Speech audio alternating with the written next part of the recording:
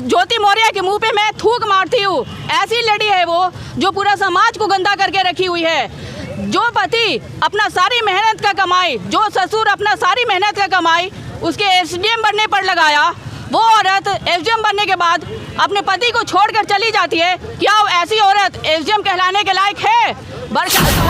कि जो अपने पति का नहीं हुआ वो एसडीएम बन के देश का क्या सेवा करेगी? ये अब बताइए, जनता मुझे बताइए। वो एक बहुत ही घिनौनी औरत है। ज्योति मौर्य का जिस तरह से शकल है उस तरह से उसका दिमाग भी है। खान सर के क्लास से 135 पत्नियों को घर वापस बुला लिया गया है। बीपीएससी बैच से 93 लड़कियों के हस्बैंड लेके चल गए सब। वो लोग तैयारी करने के लिए आई थी बीपीएससी का, यूपीएससी का, लेकिन फिलहाल ज्योति मौर्य जो कांड हुआ एसडीएम वाला और लोग का जैसे धोखा दी, उसके बाद में खान सर के क्लास से वो वापस बुला लिया गया है। बात करने के लिए प्रतिभा हैं, बेबाकी के साथ बात करती हैं, इनसे जानेंगे।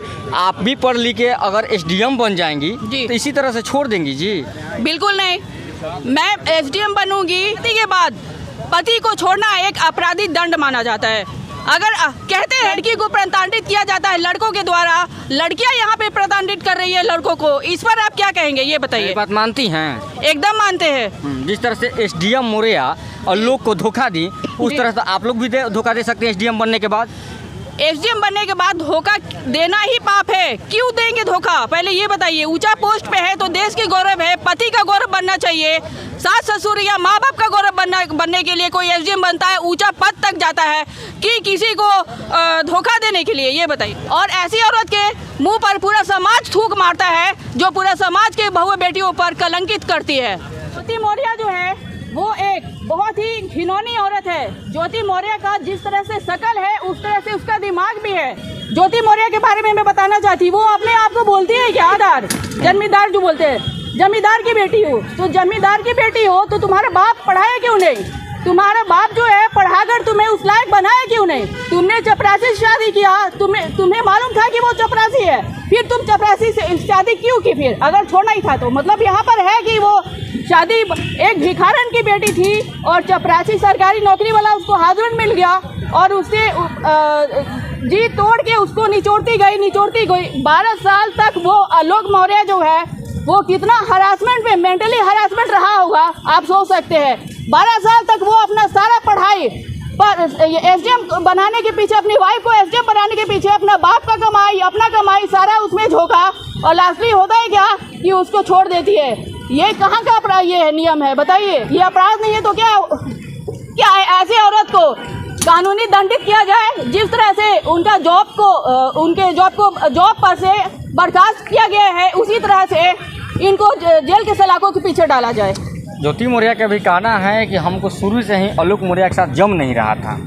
शुरू से जम नहीं रहा था? 12 साल तक कैसे? जो इंसान का शुरू से जमेगा नहीं, शादी कैसे हुआ और 12 साल तक रही कैसे? फिर नहीं जमेगा तो ये बताइए कैसे रहेंगे? जैसे हमें आपके साथ नहीं जमेगा तो मैं 12 साल तक आपके साथ कैसे रह लूँगी? ये बताइए।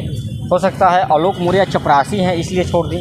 चपरासी है तो ये तो बात उनको पता था, चपरासी से ही शादी हुआ तो ये तो बात उनको पता था ज्योति मौर्य को, तो फिर कैसे वो छोड़ दी? एक न्यूज ये भी निकल रहा है कि आलोक मौर्य चपरासी के पद पे हैं लेकिन कोई अधिकारी बता के शादी कर दिए हैं। नहीं, ऐसा कोई बात नहीं है। मैं ज्योति मौर्य को बहुत ही घिनौनी औरत बोलती हूँ और आलोक मौर्य को मैं सपोर्ट करती हूँ क्योंकि वैसा लड़का और ऐसा मानसिक तौर पे अभी वो जिस तरह से गुजर रहा है, भगवान उसको सहानुभूति दे। जनता का सपोर्ट मिल रहा है। गलत का गलत कोई नहीं सपोर्ट करेगा, सही को हर कोई सपोर्ट करेगा। मतलब आपके नज़र में आलोक मौर्य सही है? मेरे नज़र में आलोक मौर्य सही है और ज्योति मौर्य जो है बहुत ही घिनौनी औरत है और पूरा समाज को गंदा करके रखी हुई है। ऐसी औरत के ऊपर मैं एक और वर्ड बोलना चाहती हूँ, शब्द बोलना चाहती हूँ। ये ऐसी समाज को गंदा कर दी है। एसडीएम बनने के बाद में अपनी पति को छोड़कर जो हमारे लड़कियों के जो बेटियों के और बहू बेटी के खिलाफ जा रहे हैं। जो लड़कियां एसडीएम बनना चाहती है, आईपीएस बनना चाहती है, उनके माँ बाप जो है बुला लिए। बताइए ये कहा मैं बोल रही हूँ कि लड़कियों को या बहुओं को या बहनों को पढ़ाना कोई गलत बात नहीं है। गलत के लिए जो भी गलत करेगा उसके लिए कानून सजा देगी। और मैं तो यही बोलती हूँ कि शादी अगर करना है तो छोड़िए मत, और अगर छोड़ने के नियत से शादी करना है, किसी को बर्बाद करने के नियत से शादी करना है तो आप शादी मत करिए। उस पर क्या कहिएगा? जो लोग पढ़ाई छोड़ा रहे हैं अपने बहू को, क्या कहिएगा?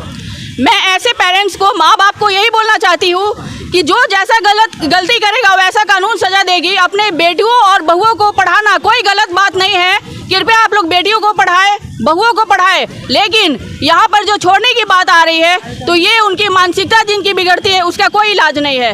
और ज्योति मौर्य का मानसिकता बिल्कुल बिगड़ चुकी है, इसलिए वो अपने पति को छोड़ चुकी। मतलब आपको लगता है कि मानसिकता बिगड़ चुकी है? एकदम एकदम। उनका पिताजी का, ज्योति मौर्य के पिताजी का कहना है जी। कि हमसे झांसा देख कर शादी किया गया बेटी से, आलोक मौर्य का। ऐसा कोई बात नहीं है। उन्हीं के गांव के कुछ लोग बोले हैं, ज्योति मौर्य के गांव के कुछ लोग बोले हैं कि इन लोग का आपसी में बहुत मेल था, पहले शादी से पहले मेल था। सब कुछ जान समझ कर, जानबूझकर शादी नहीं हुआ है, समझ बूझ कर शादी हुआ है। 2000 तो इसमें छोड़ने वाली कोई बात नहीं है। और एक बात और बोलना चाहती हूँ कि जो अपने पति का नहीं हुआ वो एसडीएम बन के देश का क्या सेवा करेगी, ये अब बताइए जनता, मुझे बताइए। जो अपने पति का नहीं हुआ वो एसडीएम बनकर देश का क्या सेवा करेगी। और एक आईपीएस से, जिस आईपीएस के साथ वो औरत फंसी हुई है, एसडीएम जो फंसी हुई है, वो आईपीएस अपनी पोस्ट के ऊपर घिनौना हरकत कर, घिनौना है वो नाम आईपीएस जो नाम है ना, ये एक घिनौना चिन्ह का मुहर लगा रहा है अपने आप को। कौन आईपीएस बनाएगा ऐसे लोगों को? चलिए, तो हमारे साथ प्रतिभा थी और अपना बात बेबाकी के साथ रखी हैं। इनका कहना है कि एसडीएम मौर्य, ज्योति मौर्य जो अपने पति का नहीं वो देश का कैसे होगी। फिलहाल आप लोग देख रहे थे आज तक न्यूज़। कमेंट बॉक्स में क्या आ रहा है जरूर दीजिएगा।